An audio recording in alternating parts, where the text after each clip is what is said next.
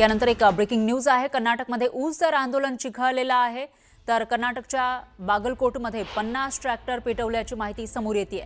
समीरवाडी साखर कारखाना परिसरामध्ये हे ट्रॅक्टर पेटवल्याची माहिती आहे। ही दृश्य आपण बघू शकतोय। तर 3500 रुपये ऊस दर देण्याची मागणी करत शेतकरी आक्रमक झालेत। कारखाना परिसरामध्ये तणावाची स्थिती पाहायला मिळते। या ठिकाणी ऊस घेऊन उभे असलेले जे ट्रॅक्टर आहेत तेच या आंदोलकांनी पेटवून दिले।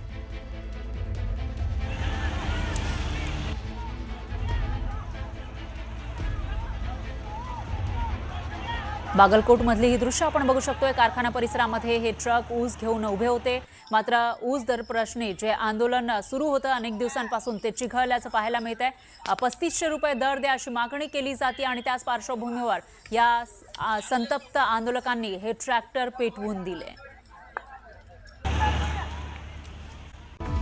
बुलेटिनच्या सुरुवातीला एक ब्रेकिंग न्यूज आहे। पुणे शहरातील नवले पुलावर भीषण अपघाताची घटना घडली आहे आणि यामध्ये 8 जणांचा मृत्यू झाल्याची माहिती आहे।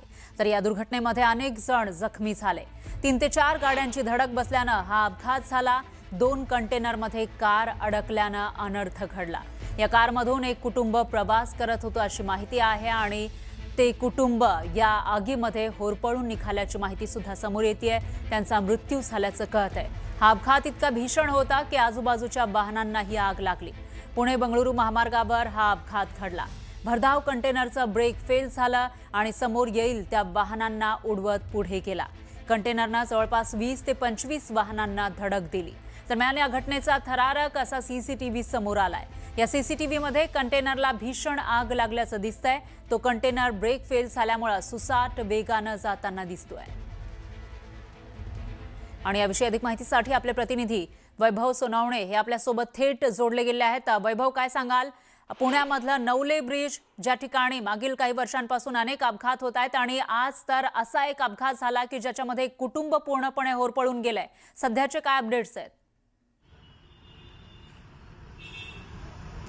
बरा अत्यंत दुर्दैवी अशा स्वरूपाचा हा अपघात आहे। गेल्या 10 वर्षात 100 पेक्षा जास्त जणांचा मृत्यू या नवले पुलाच्या आसपासच्या 2 किलोमीटरच्या परिसरामध्ये मागे पुढे झालेला आहे। सातत्याने इथं अपघात होत राहतात। अनेकदा नॅशनल हायवे ऑथॉरिटीच्या अधिकाऱ्यांबरोबर अनेक पुढाऱ्यांनी, स्थानिक पुढाऱ्यांनी बैठका करून, खासदारांनी बैठका करून, मंत्र्यांनी, अगदी मुख्यमंत्र्यांनी आदेश देऊनही या सगळ्या परिसरामध्ये अपघात जे आहेत ते थांबायचं नाव घेत नाही।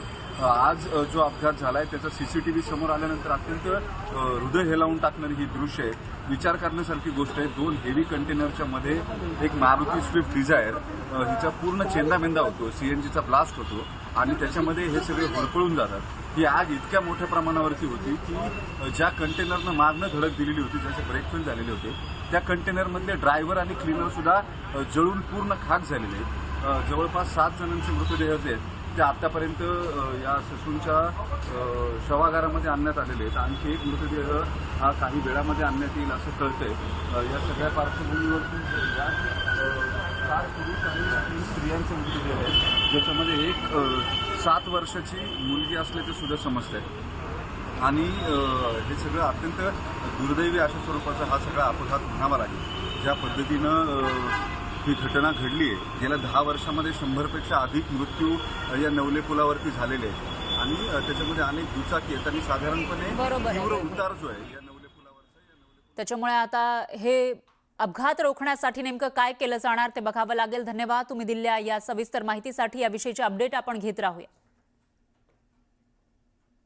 आणखी एक ब्रेकिंग न्यूज आहे। युती होईल का, कुठली जागा कोण लढणार याबाबत विचार करू नका, याबाबत निर्णय वरिष्ठ घेतील, तुम्ही फक्त कामाला लागा, असं एकनाथ शिंदेंनी मुंबईमधील नेत्यांना आदेश दिलेत। मुंबईकरांच्या कामांना महत्त्व द्या, रखडलेली कामं त्वरित मार्गी लावा, एकनाथ शिंदेंनी बैठकीमध्ये हे आदेश दिल्याची माहिती आहे। तर केलेली कामं लोकांपर्यंत पोहोचवा, मुंबईतील cluster development, coastal road, metro सारख्या विकास कामांची माहिती मतदारांपर्यंत पोहोचवा, असं एकनाथ शिंदे म्हणाले।